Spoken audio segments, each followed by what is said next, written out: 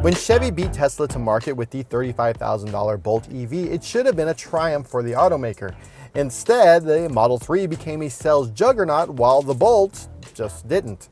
Flash forward a few years and the Bolt has gotten a refresh, but it's also gotten a larger sibling, the Bolt EUV. It's larger than the regular Bolt, it rides nicer than the regular Bolt, and it has a key piece of technology that will not be coming to the Bolt, and that is GM's hands-free driver's assistance system, Super Cruise. In other words, this is the better Bolt.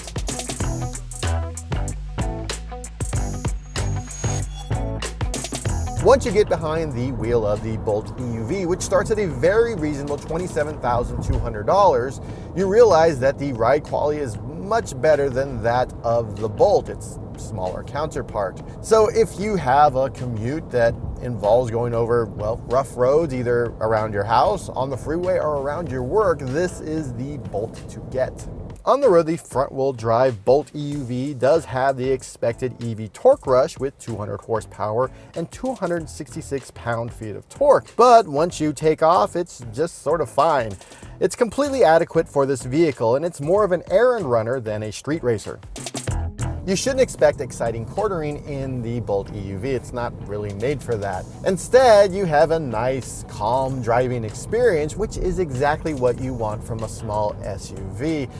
In fact, after driving this thing around for a week, this ended up being my go-to errand machine. I just jump in it, go take care of what needs to be done, whether I'm shopping or picking things up or dropping things off. It just does it. It's quiet, it's easy to drive, and it's comfortable. On both Bolt variants, the slim seats that GM and Chevy had stuck into the vehicle have been replaced with more traditional seats. The result is a more comfortable sitting arrangement for the driver and the passenger. The Bolt EUV is about 6 inches longer than the regular Bolt, and a lot of that space is given to the passengers to increase their comfort. That should, in my mind, add more cargo space, but according to Chevy, it doesn't. With the rear seats folded down, it has essentially the same cargo space as the regular Bolt, which is completely confusing to me. Plus, there's this extra storage space underneath, so you can hide stuff from, well, would-be thieves. It's also pretty small for a small SUV with 56.9 cubic feet of cargo space. I had enough room for everything I threw at it, but your lifestyle baggage may vary. The update also brought a more traditional dashboard than what we saw on the first generation Bolt, where you have a 10.2-inch screen and it is, well, it's essentially just your regular infotainment system. It's fine. What is nice though is that the climate controls are actual physical buttons, so for fans of actual physical buttons, you have that. Plus, you have a volume control, which is outstanding.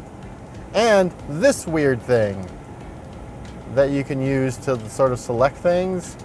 I used it once by accident, I'm not a fan. Chevy does have an onboard voice assistant, but the technology is about 5 years old with predetermined scripts, and you're better off just forgetting it exists. Navigate to New York. Okay, searching for New York.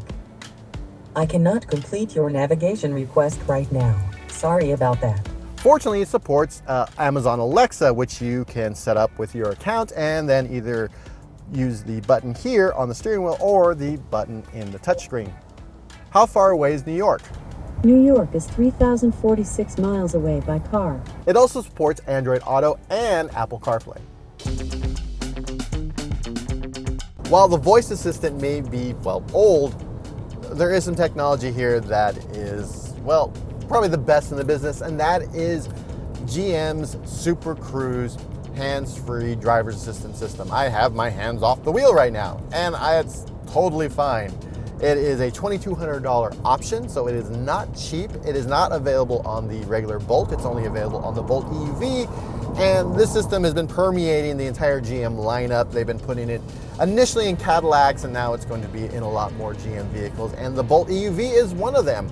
And so if you're looking for an EV and you want to sort of show off to your Tesla friends who have autopilot, which doesn't support hands-free, yeah, you can get a Bolt EUV and be like, hey, look what I can do. Super Cruise does have some limitations which are based around safety. The system only works on pre-mapped roads, which at this time is over 200,000 miles of roadways in the US and Canada. course, you still have to pay attention to the road. This is a level 2 system, not level 3. There are no level 3 systems you can buy currently in the United States. No matter what any automaker tells you, you're still in charge, you're still responsible. And to make sure you keep that responsibility at heart, there is an in-car monitoring system in this vehicle. It's right here on the steering column. It's a little sensor camera that watches my face, make sure I'm looking forward, and if I stop, it will yell at me and it will turn Super Cruise off. And those usually happen around interchanges and construction zones, and just when the freeways, like right now, it's turning itself off, I have to take control. Just regular driving shots, cha-cha-cha-cha. That said, it works just with my regular face, and it's worked with multiple pairs of sunglasses that I've used over the years with this system, including polarized, so don't be concerned, it's not gonna work. Nope, it still works with sunglasses. Overall, it's actually a great system for commuting. It is geo-fenced, so it's great for highways, but I will admit that it gives me a lot of anxiety not to have my hand on the wheel. I typically just leave my hands on the wheel. Even when this system is running, that is just my default. It's hard for me to trust computers. That said, we're on a pretty tight turn for a freeway and the system is doing just fine. There is a caveat though. This is not the best version of Super Cruise. For instance, there's no auto lane changing, but to be honest, I'm a fan of doing that on my own.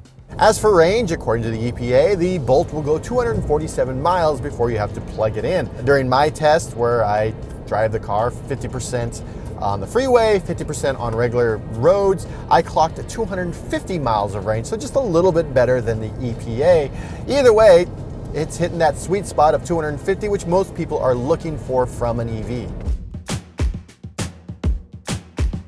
Really, the biggest downside is when Chevy updated the Bolt and introduced the Bolt EV, they're using the old architecture. These are not new, fancy Ultium vehicles.